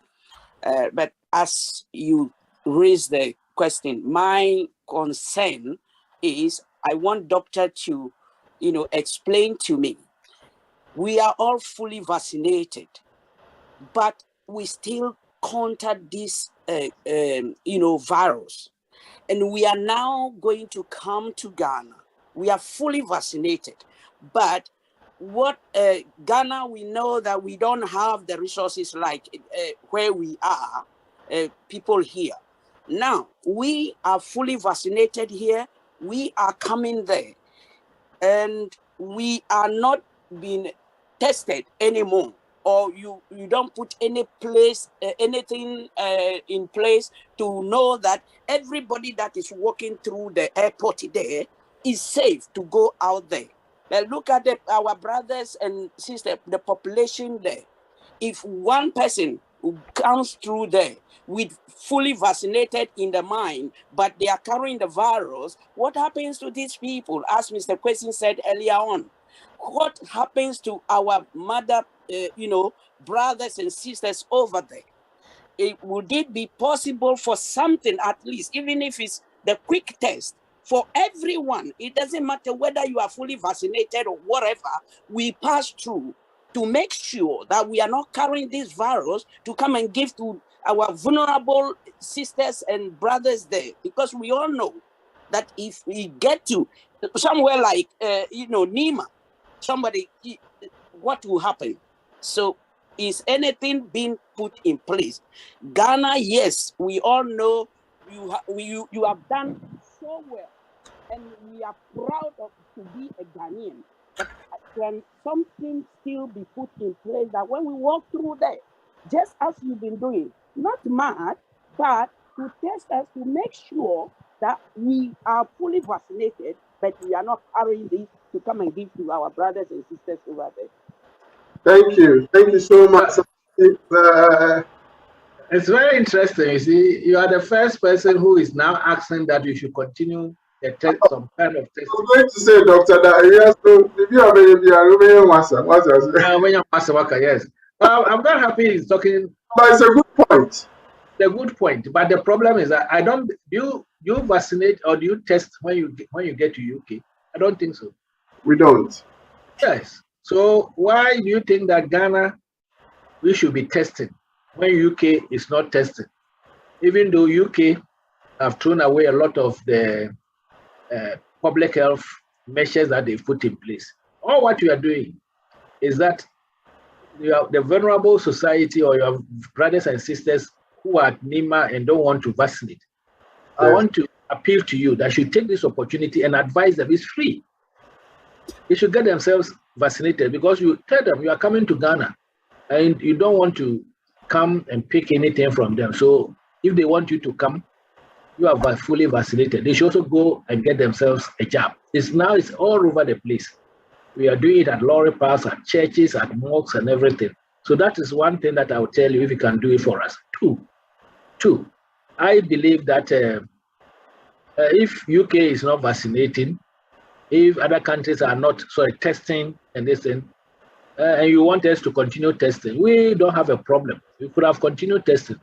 But the complaints coming from you yourself, the diaspora, was, in fact, every day, somebody will take the phone and just slightly say anything at all that he likes to tell you. But all what we are saying, that we are trying as much as possible to get as many people as much as possible to vaccinate them. So that will be like UK. So that will be like other places. And as I said, the vaccination is not 100%. You can get infected. But once you are vaccinated and you are going to an area where it's enclosed and a lot of people, they are going to meet the crowd, put on your mask. Masks are very cheap in Ghana, 50 pesos. Now that President said that is no more mandatory, now I'm sure they are selling at 20 pesos. Those who brought it were crying that we should allow them to sell their mask. Meanwhile, the one who was making the noise that we should allow her to sell her mask, she was not wearing mask. That's the question I asked her. Put on your mask so that you can convince people to come and buy your mask. But the president didn't say that nobody should put on mask. What he's saying that it is no more mandatory so that you'll not be arrested if you are not wearing mask. But as much as possible, you can wear the mask. So please, thank you, it's a good point, but we will make sure that our people are also protected. Yes. Us in good faith, because we want to make sure we don't go and hug our grandparents back home in the villages with issues. One last question I'm going to take from you, because we've run out of time. Antoinette is the last question. Anybody else, can you put your message on chat? We'll forward it to Doc. I will send you the feedback from Doc or Mr. Tifwa. We are nearly time, and I want to extend their Friday evening to another lengthy session. Antoinette, please, if you're with us. Hello. I've always supported whatever measures Ghana has been, taking during this COVID. And at work, people have been talking about Ghana and how they've been, supporting the country and all that. But I was totally disappointed in the last, session that the president made with respect to, unvaccinated Ghanaians. For me, I feel like we are now third-class citizens, we who are unvaccinated. I work in the NHS, and all those who are vaccinated, strangely enough, they are the ones who are getting this COVID and being admitted, strangely enough. And we're talking about the fact, and I've heard people saying that the fact that you are vaccinated doesn't make you get the COVID and all that, which is true. So why can't we also just get tested? Because for me, I feel like I'm now I would say a fourth-class citizen. When I heard it, I was so disappointed, very, very disappointed. And I've been listening to what you guys are saying, but I'm seriously disappointed. So probably anyway, I will leave it when that rule is taken away. Probably that time we'll come to Ghana, because I'm very, very disappointed. Thank you very much. As you would agree, every rule takes a process, and there are reviews along the line. As we go, you would appreciate from those who have traveled since September 2020 how much the cost of testing at the airport and testing here has been. As Doctor said, there's been, I myself have been having chat with Doctor and calling him every now and then. It's a very difficult one. It would be good if the test can be made free, but obviously we have not a country that can afford it. My last question to Doc is, have you considered a review of the cost of testing at the airport? Because that may be another way you can maybe test those who are not vaccinated and still be able to enter with a 48-hour test, PCR test. Is there a consideration to rather PCR antigen test cost, please? No, everybody has been given a chance. If you are fully vaccinated, you come into the country. I sympathize with my sister who said because he's not vaccinated, he's not treated as a third or fourth class citizen. I think everybody has a choice. Been given opportunity to vaccinate. And saying that people in NHS who are vaccinated are the people who are affected. Maybe you should show us the literature. I don't know. I haven't seen it anywhere stating that those who are not vaccinated are the people who are reinfected and infected. As I said, there's no vaccine which is 100%. No vaccine. So getting the infection is one thing, getting positive is one thing, but getting also seriously ill and dying from it is another thing. So what we are saying is that now there's opportunity for everybody. You get in now because every Ghanaian who is coming in used to pay $50, Ghanaians and the ECOWAS citizen. So if as many as possible, every Ghanaian or anybody, foreign resident who is staying here comes in and you are vaccinated, you don't pay a person. So there's no need to talk about the cost. So I think get yourself a jab or jabs and you are free. Thank you, The vaccines will not cost you anything. I haven't seen anybody who is complaining about, oh, I've been vaccinated and I became this and all these things. Yes, even taking water can give you complications. Taking paracetamol can give you complications. But it doesn't mean that we don't take water, you don't take paracetamol when we are having some fever or pain. So my sister, yes, this is what we are doing now. So I'm very surprised that you got so much disappointed in us. I know the majority of people were happy for what we have put in place. We are easing the restrictions. But I'm happy that I've also heard another school of thought who said that we should be testing everybody because maybe they were not much worried about the cost. But we took everything into consideration and we thought that easing the restrictions in this way is the way to go. And we'll be watching it, monitoring it, evaluating it. And as the time comes, we know what to do. We'll do it without any hesitancy or anything. So the situation is being looked at on daily basis, in country, sub-region, and globally. And then we continuously be easing the restrictions progressively and strategically. Thank you. Thank you. It's been a pleasure hosting you, Dr. Anthony Siasari. You are one public official that always responds to my messages, my phone calls. I can be a pest, but you have proved me that you're okay with me. So I'm glad that you have managed to find time to be here with us despite your schedules. Mr. Ajiman, thank you. Today, the focus was on vaccination and the requirement for Ghana, but I think I need to host you on Ghana High Commission, passport, visas, and everything else. So there are questions here that I've seen that I've deliberately not answered because it's not to do with vaccination and travel to Ghana at this point.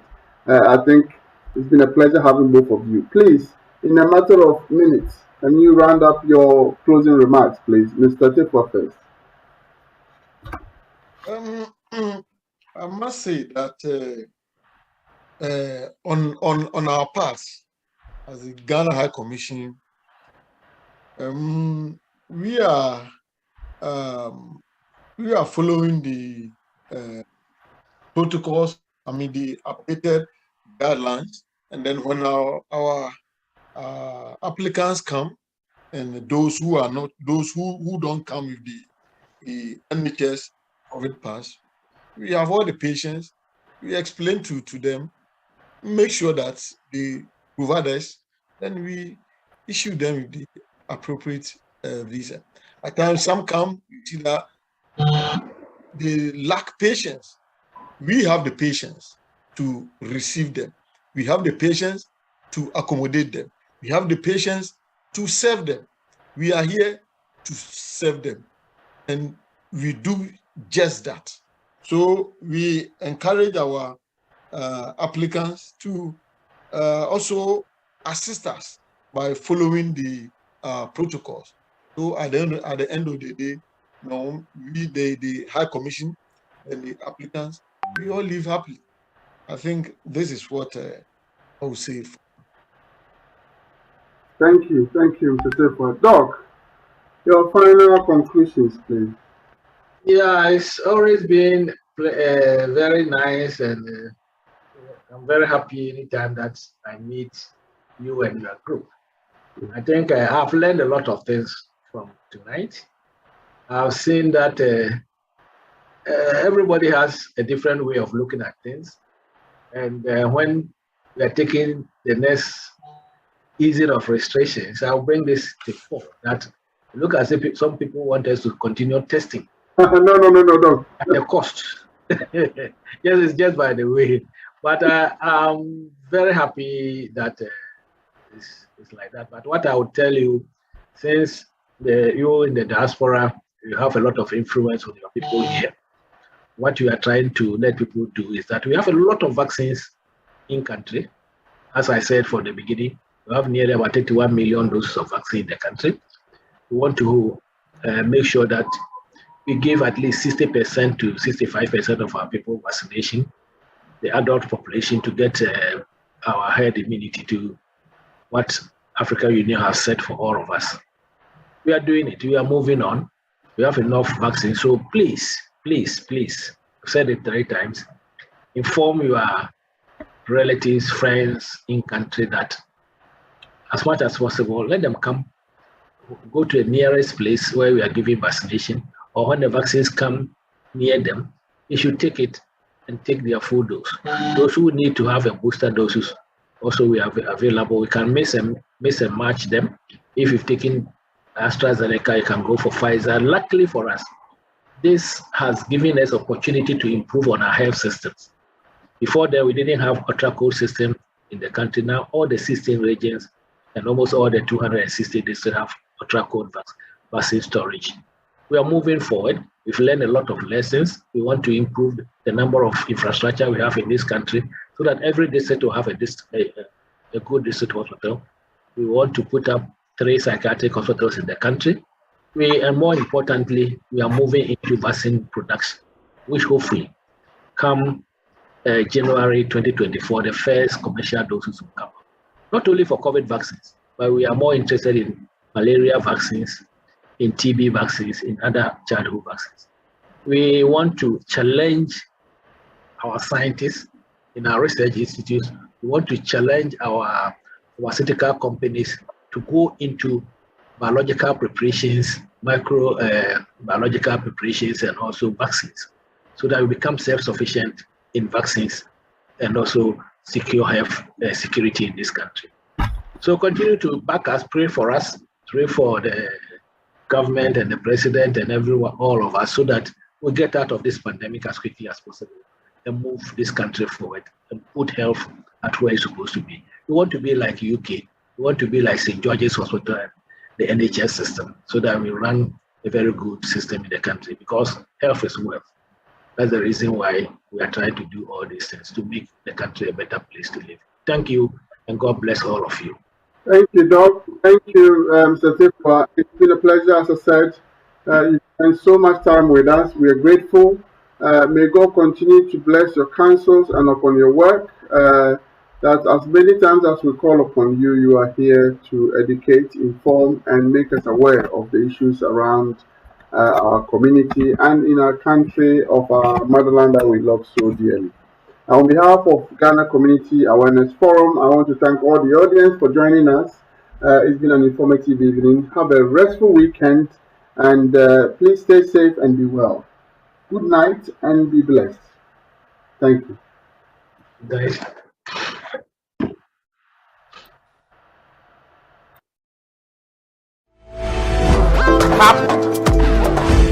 Tap and stand. Okay, go. Let me speak to my people. Now, let me speak to you.